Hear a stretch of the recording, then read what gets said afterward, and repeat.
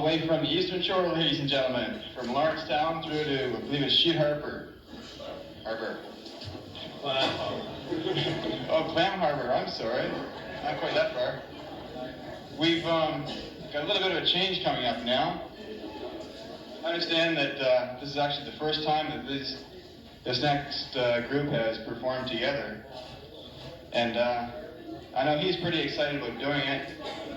Brian has apparently been worked up for a little while now, and I know he's just primed up just right for this performance tonight. And I've been promised that everybody's going to have a good time. And I hear that if you want to, please don't be shy. Feel quite free in the next set to get up and enjoy yourself on the dance floor. There's lots of room here in the middle just for that purpose, so there's still lots of time tonight to get up and make good use of it. So let's get on here. We're going to have a little bit of rock and roll. Not too heavy. I understand it's a little bit of 60s and a little bit of good dancing music for us. So this band, now I hope it's no indication, it's got a name here that I hope is no indication of the future of the band. It's called the One Night Stand. And hopefully it'll go on a little bit longer than that. Just a new name as well. So at this time I'd like to introduce Brian Staple, the One Night Stand, including Gary Staple, Gary Purcell, and Glenn Rudolph. Ladies and gentlemen, let's give a welcome here. Warm welcome, One Night Stand.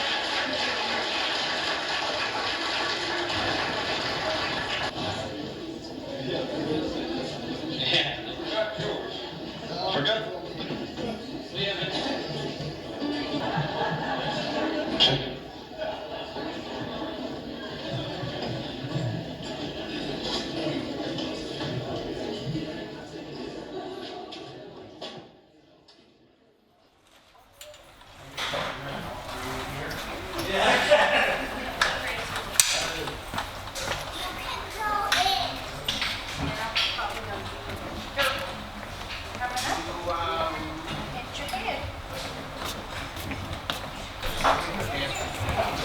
Nice. He's in. Yeah. Well, that's a good idea, putting the drum and then the band behind. No, I never. Just the legs have to be running. Yeah. I don't know how far you put your legs in, because that makes a difference too, huh? You know what I'm saying? Yeah. Sit down. No, you wouldn't. No.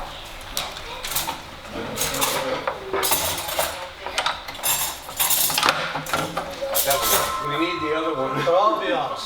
For the ambiance? Ambiance, yeah. Make them do this one. Oh, jeez. Well, don't walk away.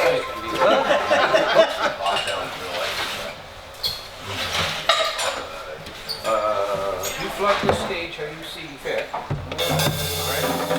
Now we're gonna. See, we had these when we were kids. They won't go any higher. No, that's how it should go, right? Okay. That was the week after they invented fire. Both sides of the stage. Oh yeah, one hand. Like I say here, keep it 33 angle. Yeah, Lance is going to be over Off here. that way. So Yeah, it's he'll be just- on the first one. So, and you're going to be over here, so it's a matter of you on that side or this side. Well, you got Gary and I beside each other, right? And you got you behind. Right. Number 5, and where's Gary? Gary's drum kit there? Oh, my drum kit? Right here. Yeah. G1's already here. I'm already in. You're already in, right? Enough length there? I'm G3. Yeah. So you're in. G1 is in too? Up in here. Leave that there. This is David now, is it? Trip me here. Number David? David, number 1. All right. So the only one's not here is me. 5. Yeah, you're not up there yet. What's up with that? Am I playing today or what? Oh, how comes this quietness now? Yeah. Well, that's a good question. I don't know what he has. Yeah. We know what 3 songs it is now? Just plug in the backside. It's going to be Mustang I 7. gotta get a staging cord to the neck here. Down below. There's Dave. Dave, You are going you up? standing on the stage? You going upstairs? But you didn't say anything about the game. Go ahead, Brent. That is some life. That's from the US of A. That is some life. Yep. Plays real nice. I took the original strings off and I put an extra light gauge on it. You don't have a pick on you? You're a guitarist, you don't have a pick? I haven't seen them for a little bit. I need a pick.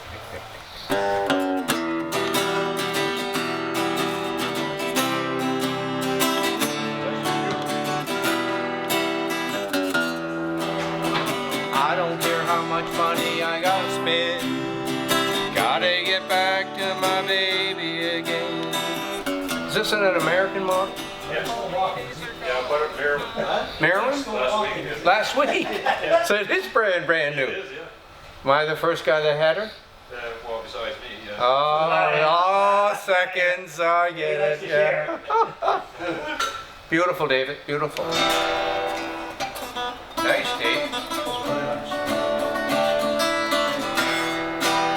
at all the print marks right up the top of the down the side. Excellent, Dave. Is that all right? Yeah, wow. All right, I guess it's light show time next. Yeah, I like that.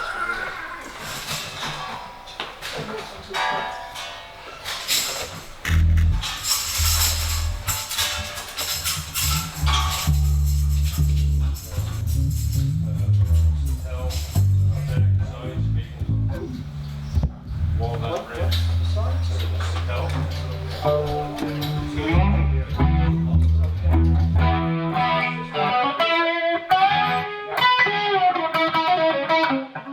Yeah, you gotta take that to him on the tape. Oh, it worked. Nope, then we gotta get some electrical clean in here.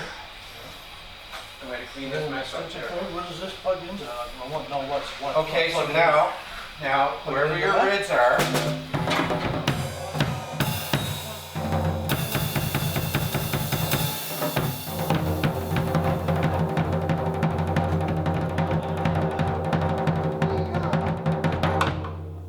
we have Dave. Test 1 2 1 2 check 1 2. Check one, check one. That's pretty hot. Sounds pretty good, though. sounds good too. Yours was the worst. I don't think we do it. Check. You're off altogether, right? Yeah. Nothing. Check. One. It's coming. There you go. Check. 1, 2. Check. Okay. Check. 1, 2. Check.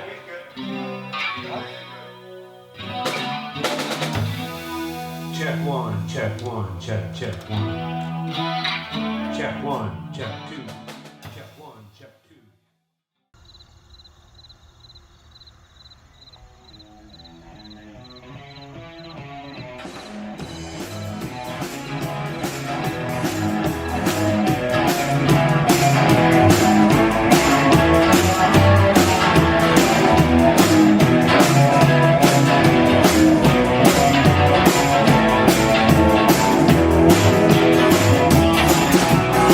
Good evening, ladies and gentlemen, and welcome to the old number 7 Tavern here in beautiful downtown Hedgedover. Before we get started, I'd like to take this opportunity to introduce the boys in the band. Way down on my far left-hand side on rhythm guitar and vocals, Mr. Lance Purcell. Up there alongside of him on bass guitar, Mr. Gary Rudolph. Down here in the drums, this guy's been keeping the beat since 1968, Mr. Jerry Staples. Up on the bass guitar and vocals, they joined the band in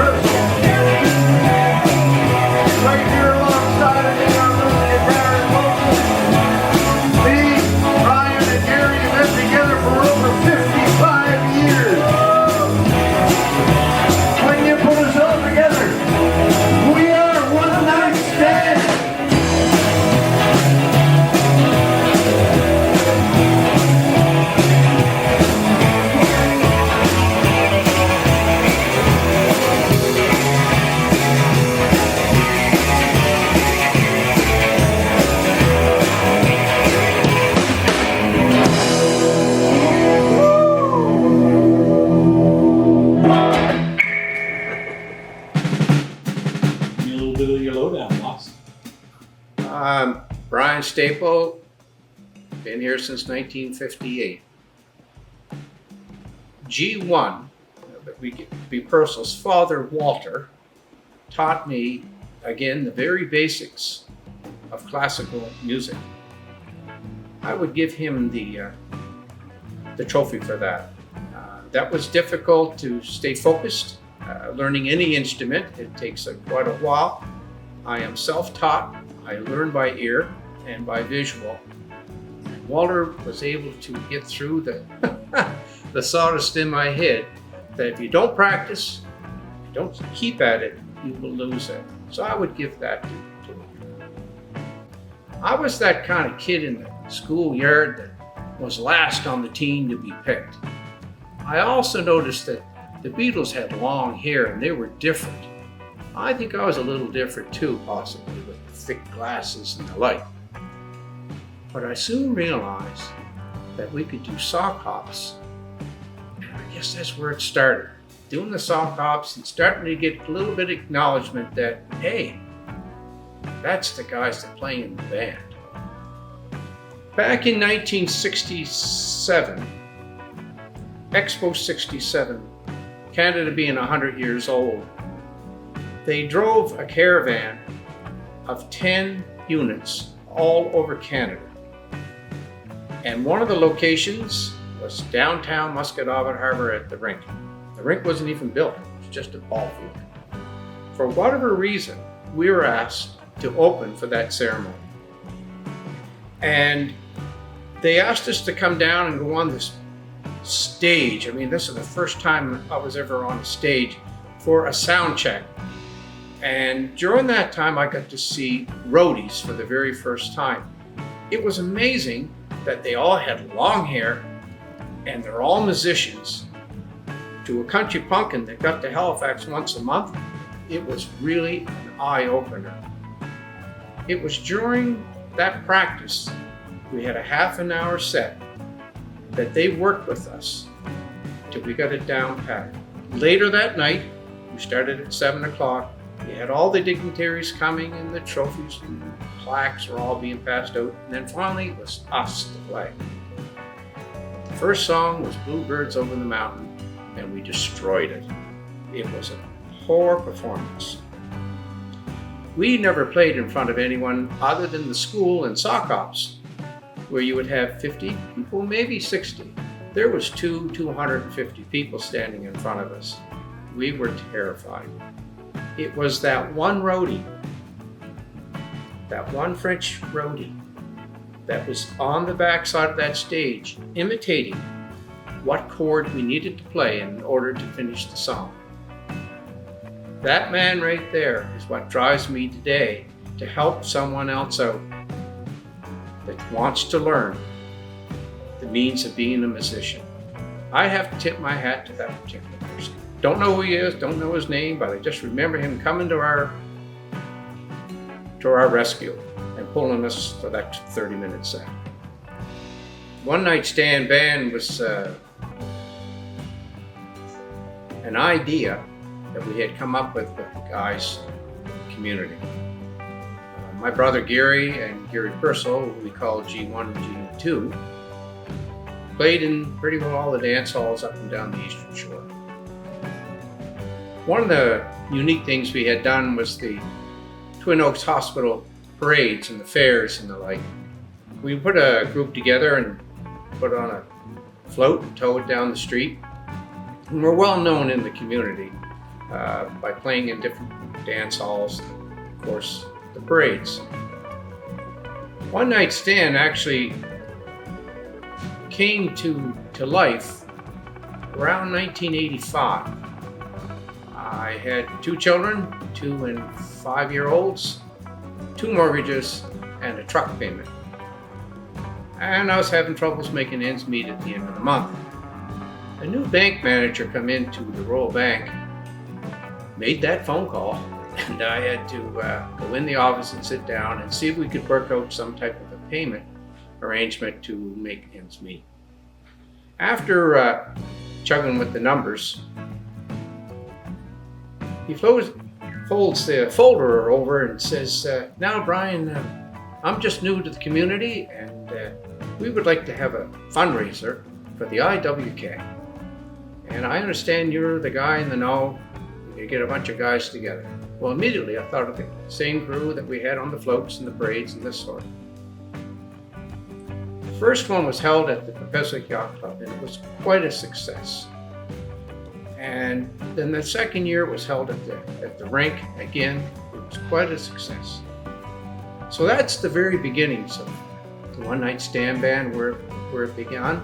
But Brother Geary and Purcell and myself are the original 35, 36-year-old veterans of One Night Stand.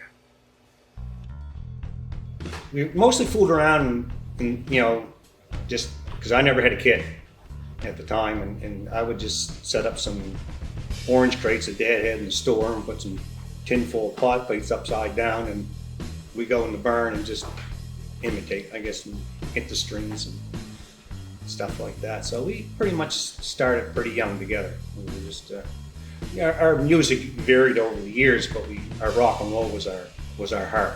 That's what we did, especially the three of us. We just stayed in our system. It's never left. The first kit would have been Christmas, and I'm not sure. I think I might have been 10 or I could have been 9. I'm not really sure, but I can remember Dad and Mom getting it for me, and I can remember being hid up in the store, up top in the back, and there were, I used to sneak up there and stick my hand in, and I could see the gold. That's got to be the kid.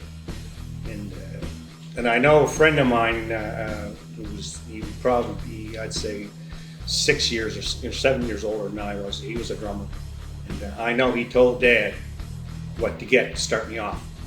And Christmas morning, I got up and there was a gold kit sitting in the drums, and I think Dad and Mom probably thought they had made the biggest mistake of their life, because that was 5 o'clock in the morning, and I just started smashing everything I could find when I figured out just to get them up, and just started smashing them. And they probably thought, what a mistake this was. But it worked out. My dad, and back in the days when St. Thomas was built, they would have teen dances, so I was very young. I was probably 8, 9 years old. And Dad would take one of us. And I can remember him taking me, and he was standing by the stage there, and the drummer, and I knew of him because he lived in the area, and he said, "Doug, put Gary down here by the step so I can keep an eye on him." Well, I watched him play the drums. When I left that hall, I was going to be a drummer. Well, there was quite a few drummers. The biggest one would have been Ringo Starr. He was the first one I watched on Ed Sullivan. And I always liked his beats, his type of beats, but also there was drummers out there that did Whiteboat and got at Vita, and of course, being young and able to play that style of music too, they stood out too, but I always seemed to fall back to Ringo Starr, and I still follow Ringo Starr today, what he's doing. He's quite a musician.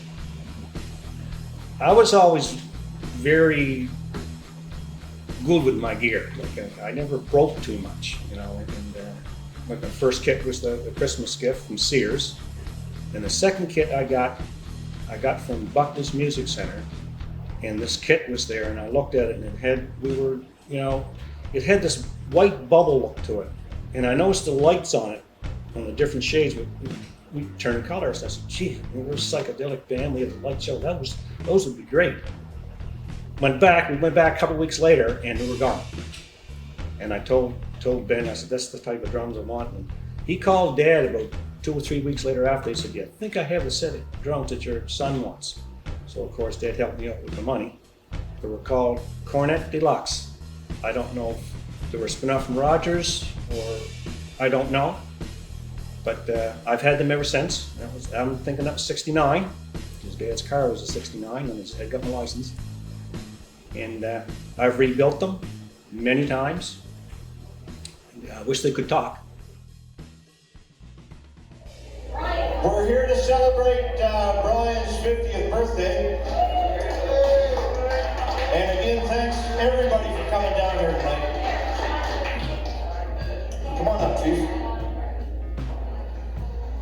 reason I was, I guess, asked to come up to say a few words is because I guess I've known Brian for a lot of years. It's getting a little silly, but it's been over 40 now. What do you say about a guy when somebody asks you to come up and give a toast? I don't know. I know what to say about Brian. It starts a long time ago, and you know, you're talking like back in grade school and high school and stuff. And it started up, I guess, in St. Thomas Hall and playing in the bands. And you know, things like when somebody brought a car into the parking lot a little too sharp and everything fell off the back of the trailer. This guy knew how to put it all back together, and you could still make the show. Might not have been 9 o'clock, might have been about 9:15, but you know, you got the PA system, Gary, that you were talking about there earlier. You know, don't touch it. I guess I'm proud to stand here right now and say that Brian Staple is my friend. And if everybody would please stand, I'd like to bring a toast to my bud. You can call him the chief. You can call him the mayor. He's always Brian Staple.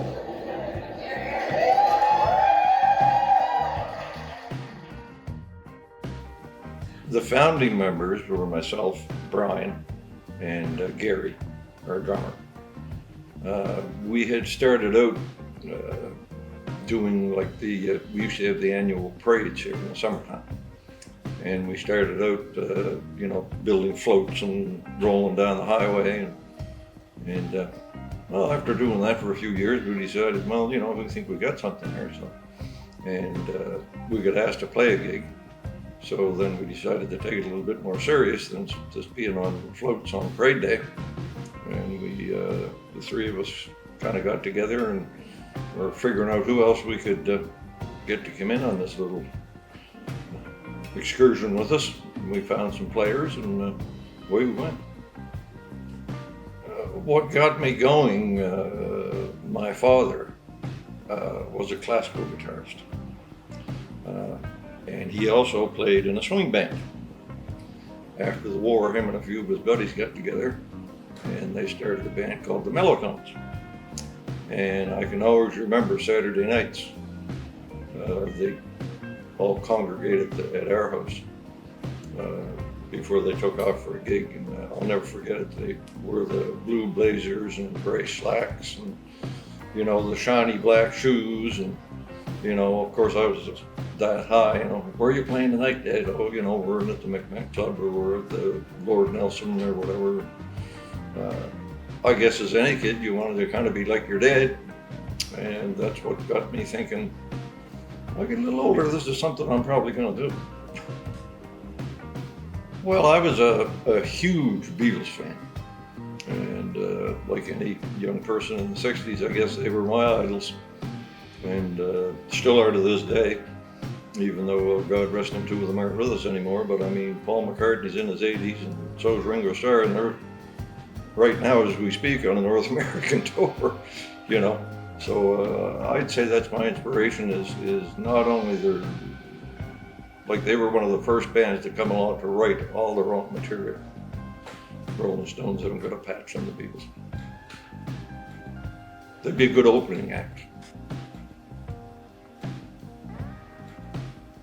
Whenever, you know, we play somewhere that we're all right there, we're all right on the same wavelength. We can look around and see all the guys and we start laughing and, you know, we'll tell some stories. And we're a pretty tight-knit little family. Biggest mistake. This was many years ago and it was a place called The Tank down in Sheet Harbour. And we were playing along, and I had my hand on the neck of the guitar, grabbed the microphone. Unbeknownst, the ground wire had come off. And all of a sudden, I was shaking like a bowl of jelly. I was getting electrocuted. And our lead guitar player at the time, who was Glenn, realized, holy Jesus, I think Gary's electrocuting himself. So luckily enough, he had on some rubber-soled sneakers. So he kicked the microphone stand out from my hand And when I was standing there, all you could see was like a blue hue all around you. And I had a piggyback Fender amp. And when the circuit broke, I went flying back over the amplifier, back over the railing that was behind the stage, landed on the floor in between the railing and the bar. And I'm sitting there just like something out of a cartoon, you know, my hair's standing right up, the smoke's rolling over my ears, and I'm thinking, holy gee. In 2014, I had a minor stroke, and I lost the use of my left hand. And one of our kind of trademark things has always been two rhythm guitars, and because it gives you a fuller sound. Excuse me. So my son is actually a drummer, and I went to him and I said, well, you know, I guess I'm screwed as far as playing anymore. Would you take my place in the band and be the second rhythm and do backup vocals? Of course, he was right on board. Boom, yep, let's go. When do we start? No, I wouldn't do anything different.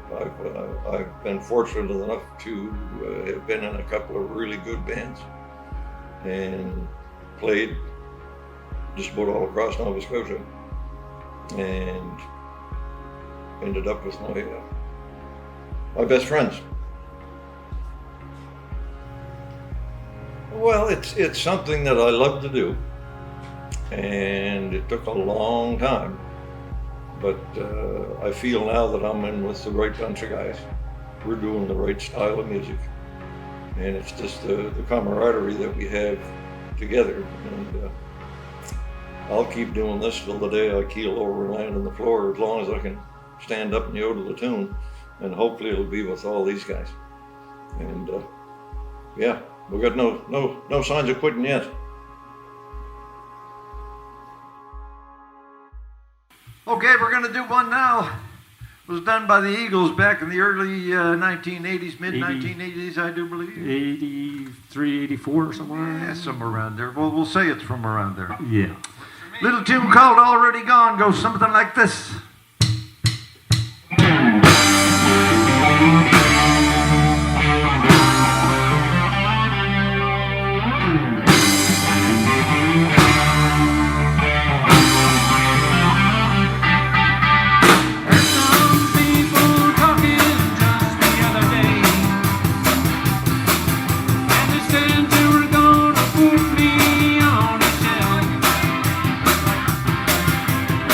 Something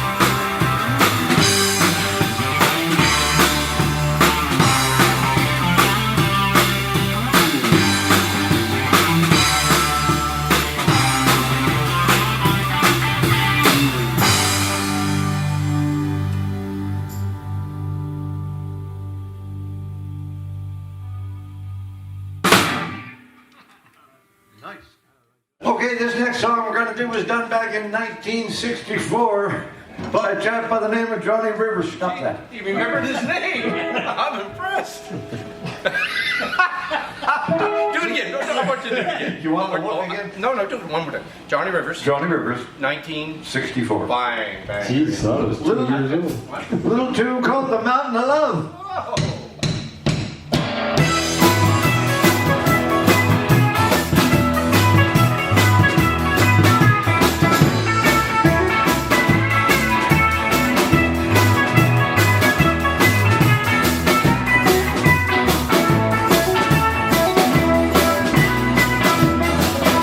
Standing on the mountain looking down on the city way.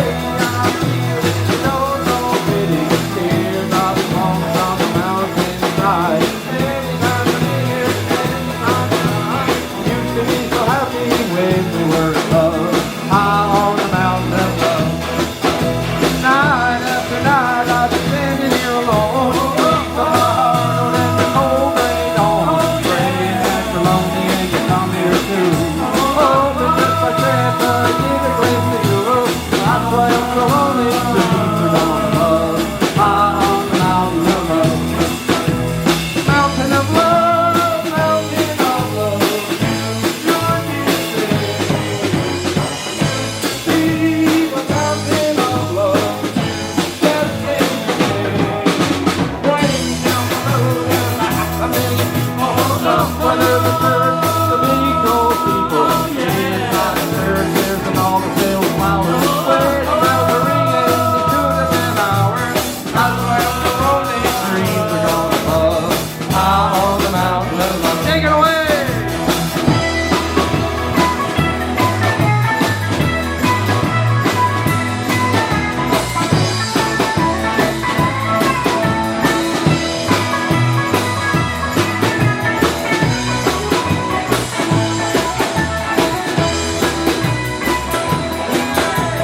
Mountain of love, mountain of love, you dear thing. Used to be the mountain of love, but you left days of pain. Boy, down below there's like a million people, some for the church, the big old people. Yeah, I church and all the field flowers. Wedding bells are ringing, that should have been ours. That's why I'm so lonely, dreams are gone above. High on the mountain of love, do-do-do-do. High on the mountain of love, do-do-do-do. High on the mountain of love.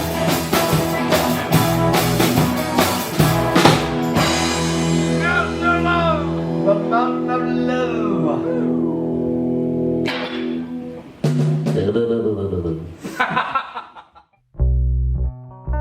Well, I was born in a house with a guitar and music, and my neighbors, 2 uncles on either side of the road, were all musical families, and there was always guitars in all houses, and always wanted to play and learn to play the basic chords. But it wasn't until later in the university days that I got the interest to want to get into a band, and I kind of saw an opportunity into a local band coming down the road, so I started practicing, and I bought a bass guitar here. This bass I bought, when I bought it, it was 1975. It was 10 years old then, and that's 57 years old, I guess you would say. And it's a short scale bass.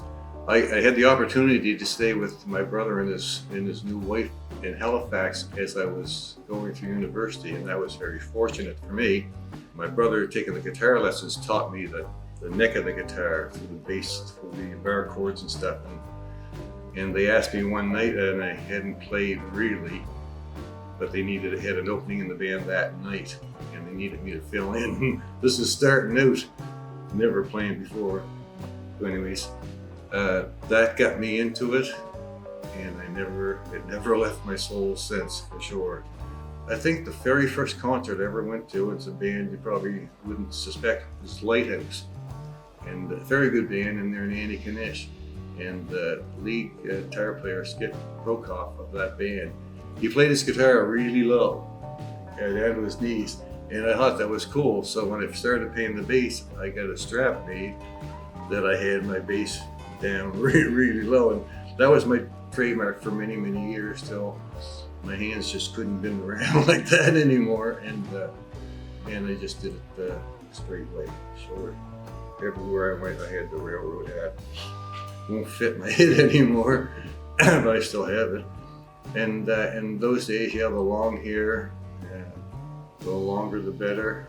And I used to do a lot of kind of foolish things on stage. I had this kind of dance that I would do, and in many of the local halls, they come month after month to our dances, and they'd be flagging me down off the stage, so I'd jump off the stage, go down and dance around with them in a circle while I was playing the bass to the song. So I've known Gary for a long time, and I got a couple of pictures here in my pocket that kind of prove it. The two of us singing into a 40-ounce bottle. And I can tell you that the more the bottle went down, we did get a lot better at singing. We really, what's the word, vocalize well on that. But yeah, so I've known Gary for a long time. Seems like forever. So I played this my whole life, and when we had the grand opening of our superstore, I was the first store in Eastern Canada to do the new package of superstores. We had the mayor there and the councillor and a lot of other people. And so I set the band up in front of the store, and I played bass with the band for a little bit, just as promoting in the head office. People loved that, and they sent that around. But then they knew that I played bass, and then they knew that the next convention in Toronto was coming, the National Log Law Convention, and they were looking for someone to do bass to represent Eastern Canada. That place had probably minimum 2,000 people.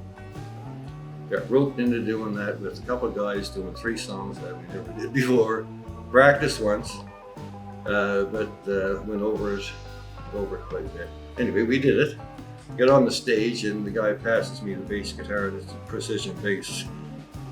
And he said, "This is it. This is the bass." And away you go. And here I am doing these songs in front of all these people on a long scale bass. Anyways, did it, but a lot of finger stretching. But we got through it. But, yeah, only one bass, and probably will always be that. I never wanted to ever give it up, and I always knew it was someday going to figure out, was going to get somebody to start something up. Because you're in the group, you talk to different people, and I played with 2 or 3 different bands along the shore here, in the last several years, just as filling bass here and there. So it kept me into it. But the band I'm in now, like the One Night Stand, this is really, like I said earlier, it's a kind of a new beginning in the way the music trends and things are going today. Live music is coming back, and all the baby boomers out there want to hear the songs they know, and that's what we play. And so this is no sign of quitting anymore, that's for sure. My name is David Jenkins. I got involved with One Night Stand probably back in about 1989. Probably doing parades in the parade days, setting our gear up on floats, and got the call from Brian Staples through Gary Purcell, and set up on flatbeds and the generator and a bunch of band gear, and floating down the road. And I guess it was 1989. I think when I was 13 or 14 years old, my dad bought me an acoustic for Christmas, and I think that was the first time I ever had anything to do with music at all. I didn't even know how to play or anything, and Dad knew 3 chords, and he taught me the 3 chords on the guitar. And within 6 months, I was better than he was. So he was he was, I don't know, taken back by that and shocked by it, I guess. But I just like playing guitar. It's more for my own enjoyment than it is anything. Playing with the guys, I mean, that's just a bonus. I mean, it's always been a bonus. Creating, you know, you hear a song on the radio, hey guys, we can do that. Oh yeah? I'll figure it out first, or we'll all figure it out together. Me or Lance will get the basics down and bang them. You know, it's magic when you can take a song off the radio or a song that you know, and you have these group of guys that can say, okay, we can do this. This is your part. This is your part, and bang! Wow, that sounded pretty good, man. That's satisfying. That's when you can do that. It's really satisfying. September 1st, 1986. Is that right? 1986. Wow. Well, I was playing. What was I playing there? Oh, that's my '72 Fender Bullet. I custom painted that. That's got the Cobra on it. I had my Music Man amp. I love that amp. That was until it blew up down in the Orange Hall one night. Filled the place with a smoke. Yeah.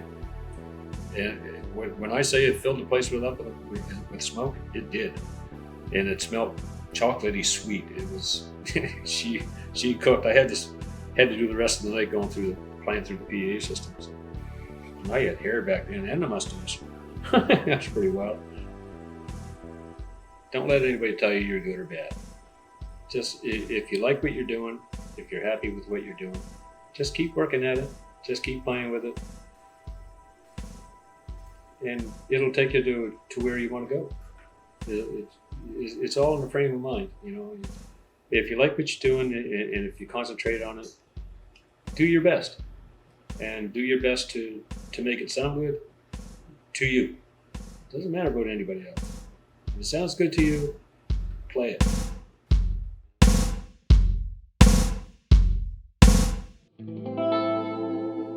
So my name is Lance Purcell. 30-odd years old. I like to say that even though I'm 40 now. Started off music. We're gonna go way back to I was about 3 years old, and my father used to play, have practices in our basement. So if I was a really good boy, sometime just before bed, I'd get to go sit about halfway down the basement stairs and watch them practice a song, maybe two. And that was really, really interesting. I really enjoyed watching their drummer play, and kind of very slowly took off from there. When I was in grade 6, my first actual drum kit was provided to me by a good family friend. And then when I was in grade 8, my father bought me my very first drum kit, brand new, out of the box, for Christmas. And I still have that drum kit to this day. Graduated high school. During that time, started my first band. We played some shows in town. Father wasn't so keen on that at first, but then he realized that he was kind of able to live through me a little bit, I think, and really took on with it. I really fell in love with music at that point. Got into high school, got into a band that wanted to get serious really fast, and decided to go on the road. So I quit my job, went on tour for 2.5 months across North America. That was the first time I left home for more than 4 days, I think. So that was quite the experience too. Again, 2 very concerned parents, but father who wanted to live through me convinced my mother to, it's a good idea, let's let him go. And that was that. I got back home, found a job, moved to town, and just started playing in band after band after band. It was a tough situation at first to figure out.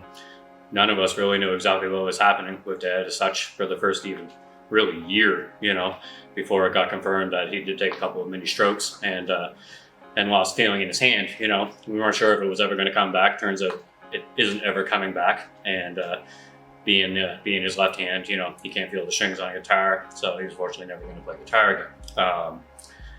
At that point,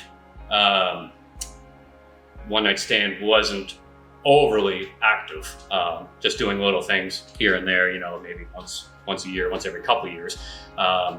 And Brian was getting ready for his son's wedding, and was going to be doing a bit of a live gig there and asked Dad to come in and do some singing. He's like, I can't do this, you know, can't do the front man all by myself. I need some help. So I think that kind of sparked things to maybe rejuvenate One Night Stand. And so that's when Dad asked me, how would you feel like playing some guitar for me? When I think about it, like just with playing with Dad, my parent and whatnot, it never really hits me when I'm on stage. You know, he's just my bandmate on stage, you know. Afterwards I reflect, you know, wow, that could be one of the last shows we play together or something of the like, right? But we're on stage, you know, and me and him will glance at each other. It's usually after something really good just happened or something really bad just happened that me and him just happened to pick up on, and he gave me a little wink or something like that, you know, or a little chuckle or a little fist pump, right? If something came together and we nailed it. And it was those kind of moments that I really noticed when we're on stage is, you know, just, we don't even say anything to each other, but it's just a simple look or, you know, tweaking the eye kind of thing or a little smirk and we know exactly what we're thinking kind of thing. You know, I go home at night afterwards and, you know, think about the possibilities, you know, what could happen the very next day, you never know kind of thing. Okay, this next song we're going to do was done again in the mid-1960s by a gentleman by the name of Mr. Wilson Pickett. And it goes something like this.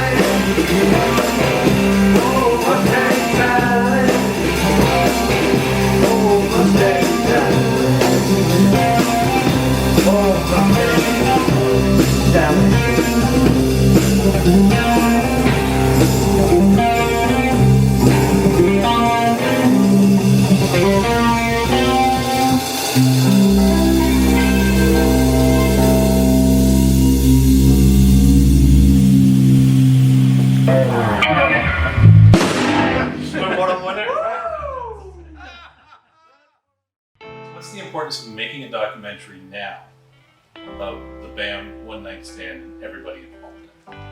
One Night Stand band documentary, to me and the guys in the band, is quite a task in itself. And why we've got together really happened by chance. We all wish to have that little keepsake that we can pass on to our families and our loved ones along the way. But the One Night Stand documentary, to me, is important to show the local people in our communities, the local kids that want to be famous sometime, to show them that we're no different than the big bands will say we call it in the city. We didn't cut no records or make no big CDs and make a big noise of that nature, but we played in pretty well all the halls up and down the Eastern Shore. Met a lot of good people and can play just about any style of music, but R&R is our primary. I believe the documentary is going to show to those people that we're just average neighbors that live next door. We have a uniqueness. We have 6 guys up there that can pound music out, weddings to dances to music fests, and we totally enjoy it. And I hope that this video, this documentary, proclaims that. Yes, I do.